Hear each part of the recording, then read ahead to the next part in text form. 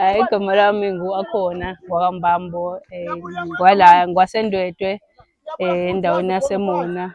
Ngikhule ngidlalela i-Two for Joy abafana.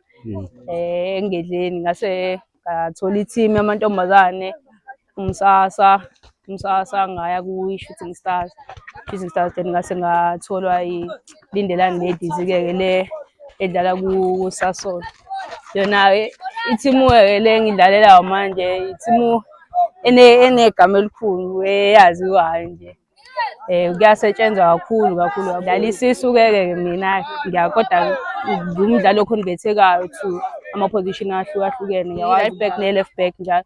Bese ne-anchor ngiyakwazi ukuyidlala futhi nayo, centre back. Ngifisa ukuthi futhi siqhubeke silwe nethimu ukuze sizokwazi ukuthi si-achieve ama-goals esiwafunayo. Sazi ukuthi sonke sabadlali izifiso zethu ukuthi sidlalele i-national team, sikwazi ukuthi si-represent-e nathi indawo la sisuka khona, indawo enjengasemakhaya la, indawo engabonakali, abadlali abangabonakali kalula khona. So ngiyakujabulela kakhulu ukuthi ngithole ithuba lokuthi nami ngibe umdlali wala eNdwedwe owazi ukurepresent-a iNdwedwe kwiLindelani Ladies, kube yithimu negama elikhulu kakhulu. Isifiso sami ukuthi ithimu ikwazi ukuthi ibuyele ku-Hollywood ukuze sizokwazi ukuthi nathi njengabadlali abakwiLindelani abasebasha abangakwazanga ukuvela ngalesi sikhathi iLindelani isa-Hollywood, sikwazi ukuthi sikhompithe nabanye abadlali abanamagama amakhulu abadlalela Hollywood. Sikwazi ukuthi sibonakale nathi ngoba i-exposure iningi kakhulu uma ukhona lapha phezulu. So ngicabanga ukuthi mhlambe in 2-3 seasons ukuya phambili, isifiso sami ukuthi sibe sesiku-Hollywood nathi sisabadlali asebe seclishe in ku-Hollywood yabo, sazi ukuthi siyakhompitha ngaleyo ndlela njengabanye abadlali, sikwazi ukuthi siwine nathi, sikwazi ukuthi sibonakale no-Coach Obanyana akwazi ukusibona uma sesikhona. Kuyimina ngedwa intombazane la endaweni ekwazi ukudlala i-ladies soccer. So bakuthokozele kakhulu lokho ukuthi noma mangikhona la bakwazi ukuthi bengifundise.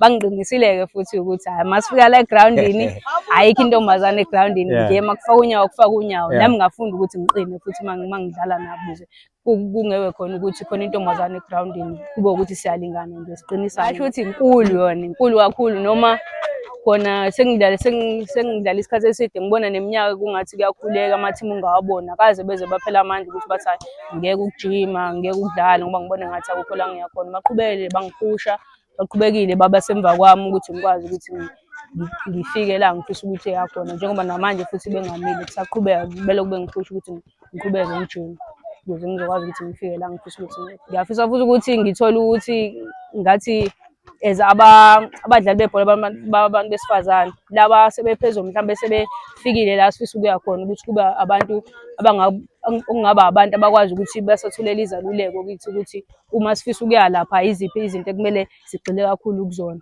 okuzoba yizona ezosikhokhela ukuthi sigcine siphele la sifisa. Akusho nje kwabadlali bebonke ukuthi kukho konke udinga ukuthi uhlele inhliziyo yakho ukuthi uyibekephi, ngoba esikhathini esiningi uma umdlali webhola uyazi ukuthi amathuba awafiki. So uma engafiki lokho akusho ukuthi kumele usuke la okhona, kumele ulokhu uhleli nje, ulokhu usebenza kanzima ukuze uzobonakala.